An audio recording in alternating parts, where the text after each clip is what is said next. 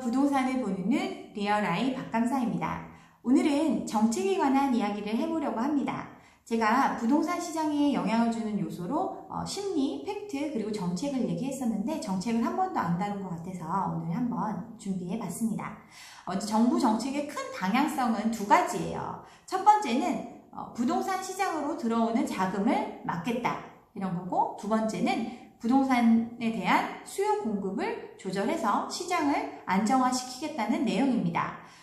부동산 시장으로 들어오는 자금을 막는 방법으로 지금 택한 게 DSR, 결국 대출 규제를 택하고 있죠. 우리가 부동산을 자기 자본만으로 사는 경우가 거의 없어요. 기사에서 보는 것처럼 40% 이상이 대출을 끼고 삽니다.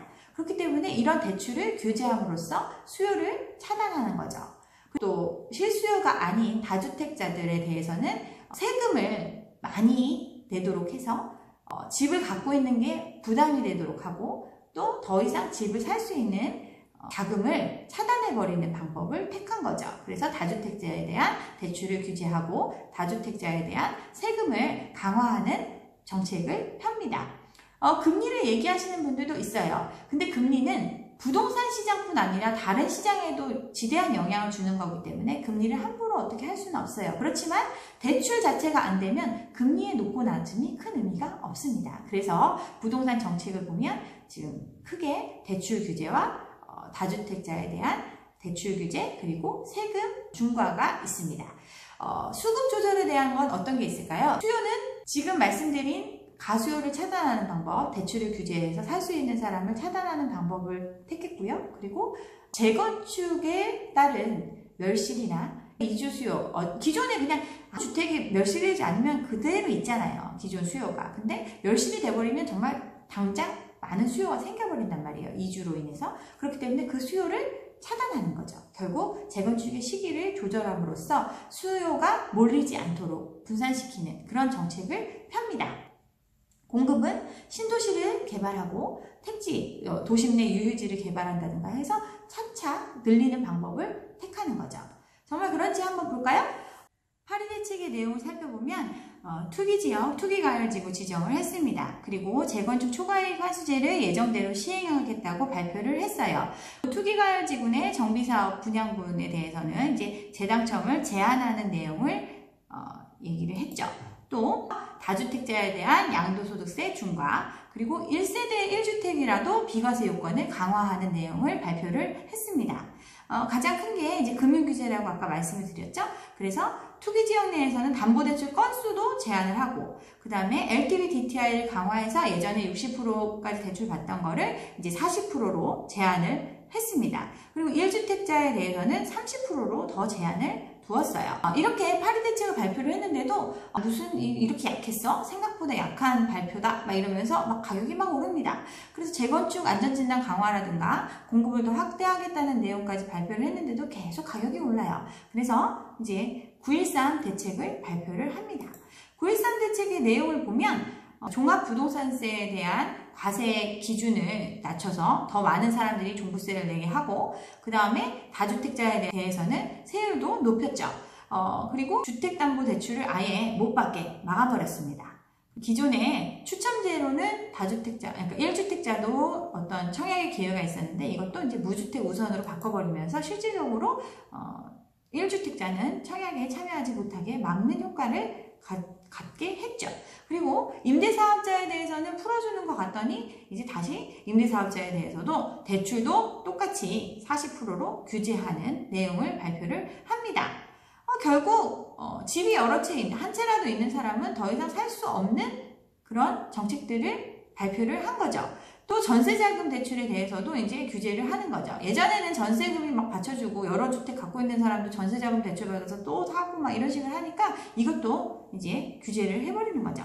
이처럼 정부의 정책은 일관됩니다. 파리 대책이나 9.13 대책의 내용을 보면 결국 대출을 규제하고 다주택자에 대한 세금을 강화하고 다주택자에 대한 청약을 막고, 그리고 재건축에 대한 규제를 하는 내용, 이 내용들을 다 담고 있습니다. 그리고 추가적으로 공급에 대한 내용도 담고 있지만 공급은 결국 몇 년이 더 시간이 필요하잖아요. 계획을 세우고 주택을 공급하는 데까지 수년이 걸리기 때문에 당장은 수요에 대한 측면에 집중할 수밖에 없고 그런 정책들을 지금 다 발표를 했습니다.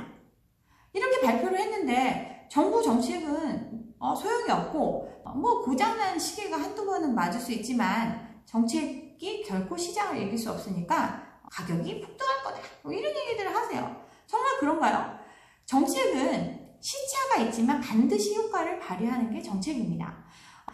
거래 절벽이 왔고요. 그 다음에 그렇게 과열되었던 청약이 이제 청약 점수가 하락하고 경쟁률이 떨어지고 있습니다. 나타나고 있어요. 과거의 사례를 보면 좀 더 명확해요. 최경환 경제부총리가 초이노믹스를 하면서 빚내서 집사라고 했었죠. 빚내서 집사라고 하면서 대출을 다 풀어줍니다. 그랬더니 정말 거래량이 늘어났죠. 그리고 재건축도 다 풀어줍니다. 재건축을 풀어주니까 재건축 사업이 진행이 되고 그러면서 물리적 멸실이 왔죠. 그리고 이주 수요가 폭발하면서 결국 가격이 오르는 현상이 나타났습니다. 그런데 지금은 어떤가요? 지금은 반대의 상황입니다. 빚내서 집 사지 말라라고 말하는 상황이에요. 정부 정책이.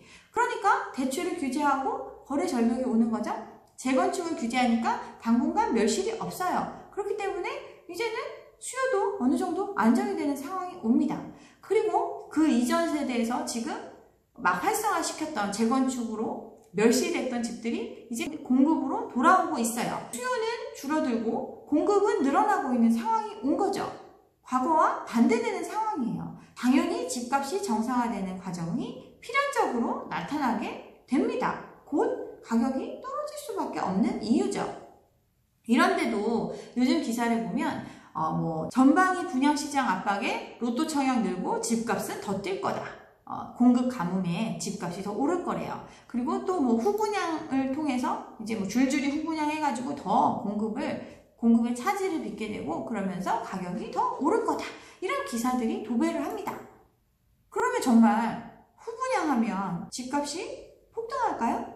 후분양이 가능할까요? 먼저 후분양의 뭔지를 살펴보면 후분양은 집이 다 어느 정도 지어진 다음에 분양하라는 거예요. 그래서 80% 정도까지 공정을 마친 후에 입주 전에 이제 분양을 하는 게 후분양입니다.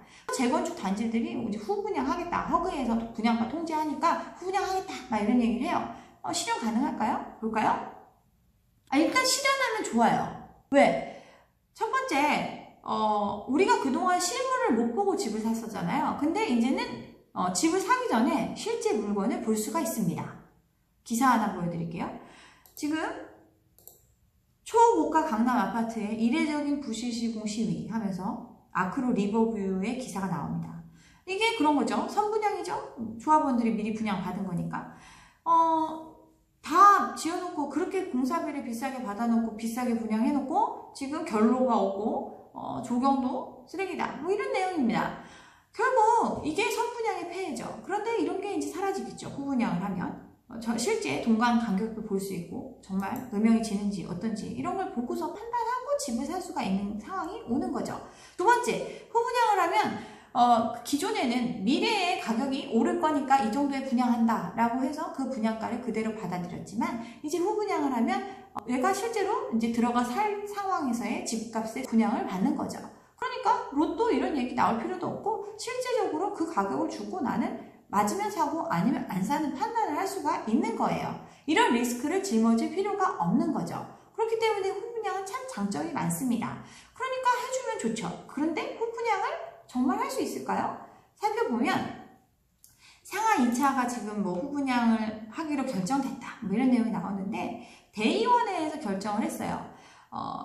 재건축 조합의 부담금에 관한 사항은 총회 의결 사항이에요. 그래서 조합원 전체의 동의를 받아야 됩니다. 그러면 지금 부담금이 얼마나 늘어나느냐 보니까 금융비용이 추가적으로 늘어나는 금융비용이 1년에 500억이래요. 그러면 500세대가 안 되는 조합원들이 1년에 1억씩의 지금보다 더 추가 부담금을 내면서 후분양을 갈 수 있을까요? 10년 가까이 걸려서 재건축을 이제 하나보다 했는데 또 추가적으로 나중에 더 비싸게 팔 수 있으니까 1억을 더 내라. 1년에 1억씩 더 내라 하면 이거에 동의할 수 있는 사람이 얼마나 될까요? 그래서 또 서초의 모 단지에서 후분양 논의를 하는 총회를 했는데 이런 기사가 나와요. 지금 무산됐어요. 이런 저만 그렇게 생각하는 게 아니라 많은 조합원 분들이 그렇게 생각할 거 아니에요. 그래서 그런 것 때문에 찬반이 나눠져서 결국 선분양 투표 결과로만은 선분양을 유지하는 게 낫겠다 뭐 이렇게 나왔지만 어쨌든 간에 결정되지 못했다 뭐 이런 내용이 나옵니다. 결국 후분양이 쉽지는 않아요.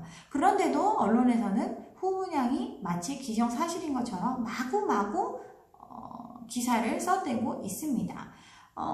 이런 상황이에요. 언론에서는 지금 마지막 불꽃을 태우고 있는 거죠. 아직도 많은 분양이 기다리고 있으니까요. 우리 불인이들도 알 수 있는 부동산 시장의 신호는 부동산 정책입니다. 정부 정책이 모든 걸 풀어줬을 때가 최하의 바닥입니다. 가격이. 그리고 정부가 모든 걸 옥죄했을 때는 가장 꼭지점이라고 보시면 돼요. 실제로도 그렇고요. 그러니까 지금은 어떤 상황이에요? 정부가 할 수 있는 모든 규제를 총동원하고 있는 시점입니다. 그렇기 때문에 조금이라도 제가 이제 기다리시라고 말씀을 드리는 이유가 이런 데 있습니다. 저는 정말 폭락론자가 아니에요. 그냥 저는 부동산에 투자를 많이 하는 사람으로서 지금은 시기가 아니기 때문에 계속 아니라고 말씀을 드리는 겁니다. 그러니까 너무 오해하지 않으셨으면 좋겠습니다. 그리고 아직도 불안해 하시는 분들이 있어서 제가 기존에 역전세에서 다뤘던 단지를 하나 보여드리고 마무리를 할게요. 고덕 그라시움의 시세인데요. 전세가 그때 제가 영상에서 언급했을 때만 해도 불과 몇 주 전이죠. 5억 정도가 매물 시세였는데 현재는 4억대 매물이 참 많이 나와 있습니다. 34평형이. 그리고 24평형의 경우는 이제 3억대 매물도 많이 등장하고 있어요. 역전세가 오고 있습니다. 이렇게 많은 물량이 쏟아지면 물량 앞에 장사 없기 때문에 결국은 이 물량의 충격이 시장에 영향을 줄 수밖에 없습니다. 네, 조금 불안한 마음이 가시셨길 바랍니다. 네, 오늘 여기까지 정책에 관한 이야기를 한번 해봤고요. 오늘 제 영상이 좋았다면 좋아요와 구독 잊지 마시고 다음 영상도 함께 해주시기 바랍니다. 감사합니다.